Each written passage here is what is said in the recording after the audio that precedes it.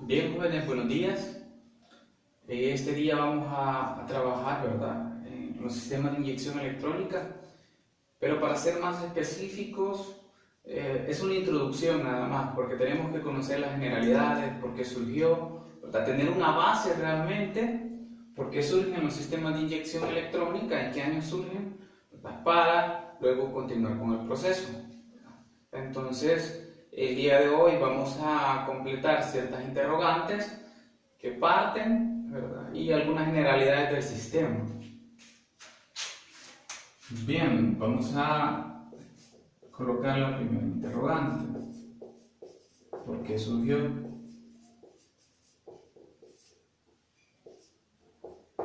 Bien, con respecto a esto, ¿por qué surgió, verdad? Anteriormente a los sistemas de inyección, lo único que se nos presentaban era pura carburación, ¿verdad? Motores carburados, y los motores carburados pues estaban estructurados de la siguiente manera. Pues nosotros creo que ya todos tenemos una imagen mental, ¿verdad?, de lo que es un carburador, ¿verdad? Vamos a esquematizar el cuerpo de aceleración en esta parte de acá, ¿verdad? Teníamos un surtidor, aquí estaba una cuba que estaba llena de combustible. A medida que se permitía el paso de aire al motor, ¿verdad?, la misma succión que él generaba hacía que el aire ingresara a cierta velocidad. Al reducir el diámetro aumentaba la velocidad y esto generaba una succión del combustible, y así era como llegaba combustible al motor.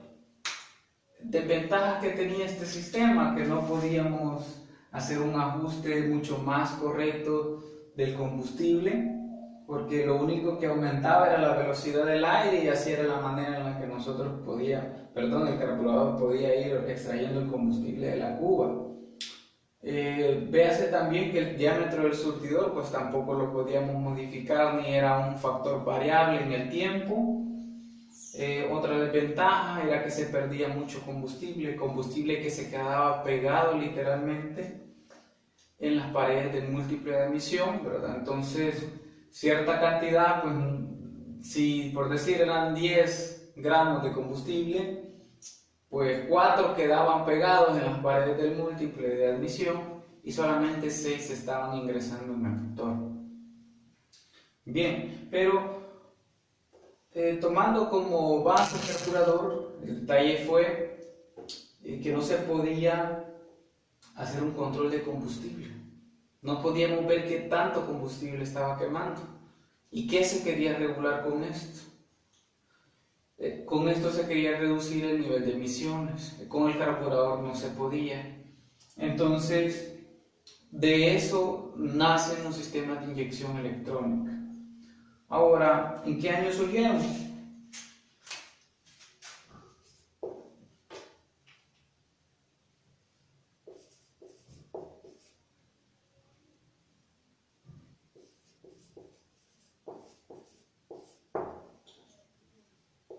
Ahora viene la otra pregunta: ¿en qué año surgen?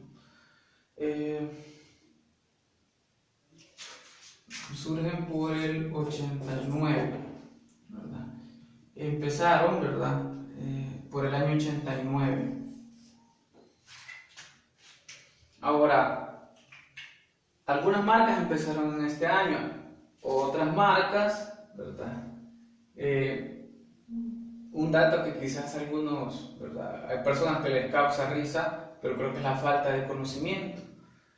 Una marca en específico no trató, de hecho lo hizo, ¿verdad?, un carburador controlado, es decir, que añadía válvulas, añadía sensores y añadía una unidad de control electrónico, ¿verdad? Eso fue para el caso de Mercedes.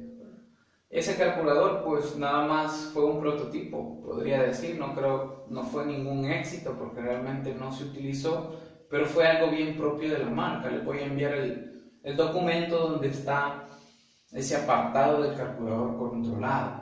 Bien, pero regresando un poco, ¿verdad?, ¿en qué año surgen los sistemas de inyección? Surgen aproximadamente por el 89, ¿verdad? Se parte con el primer sistema, que es un TBI. ¿Y qué significa eso? Throttle Body Injection, ¿verdad? Es decir, que tiene un cuerpo de aceleración donde está integrado lo que es un inyector. En algunos casos puede llevar 2 inyectores. Es decir, que se reemplaza este efecto que se generaba del surtidor y se incorpora lo que es un inyector el cual pulveriza el combustible. Esto no únicamente añade un inyector, sino que añade otra línea de sensores como sensores de flujo de aire, sensores de oxígeno, sensores de temperatura del motor. Pero eso lo vamos a ver en otra clase, porque eso es material para otra clase. Entonces, de esta manera empezaban los sistemas a querer controlar la cantidad de combustible, a querer controlar las emisiones. Entonces, de este tema del TBI, ¿verdad? Sistema de inyección monopunto, sistema de inyección monopunto. No tome y no lo interprete de forma equivocada decir semi-inyectado, ¿verdad? Ese es un término sumamente equivocado por la razón que si usted lee la información del fabricante, en ningún momento le va a decir que este es un sistema semi-inyectado. Se le tiende a decir semi-inyectado porque únicamente se ve un inyector, pero no, es un sistema de inyección monopunto. Esa sería la forma correcta de nombrarlo. Entonces ya tenemos una imagen de lo que era el TBI, luego viene el MPFI, que eran los Multi-Point Full Injection. Estos salieron después de los TBI y su característica fue que tenían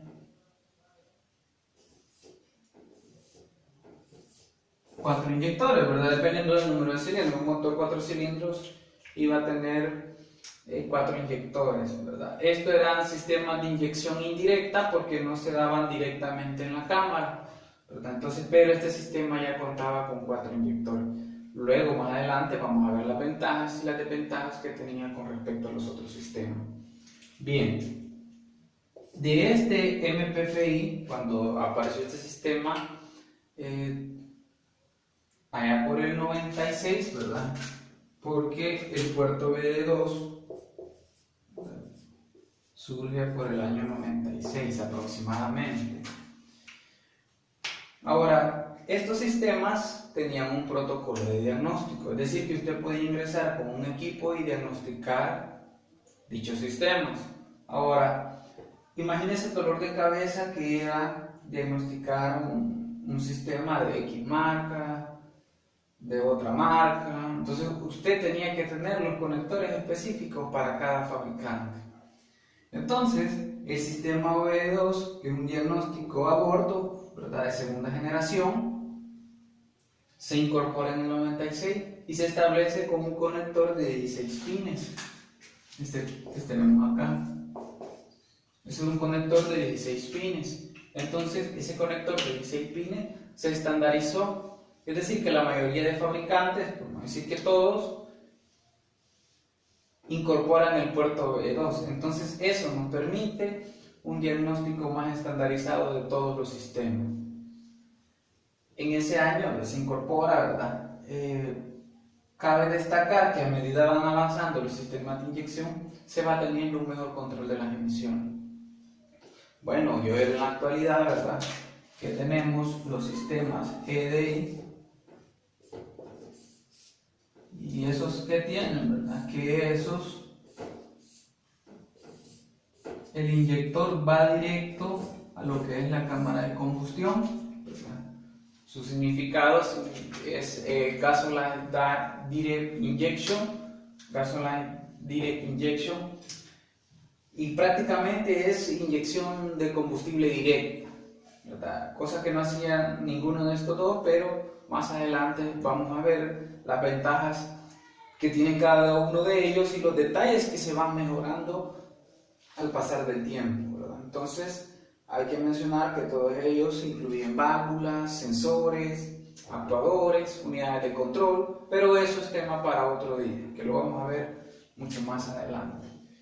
Bien, eso sería todo, ¿verdad? Lo que íbamos a hacer una introducción breve para la próxima semana, quizás sí ya podríamos empezar con el sistema TBI, ¿verdad? Vamos a hacer un desglose de forma correcta, vamos identificando componentes, detalles, características, ya más a fondo, ¿verdad? Creo que este video va a ser relativamente corto, sin mencionarles que probablemente los próximos videos sean de 20-30 minutos, porque sí ya hay más material a desarrollar.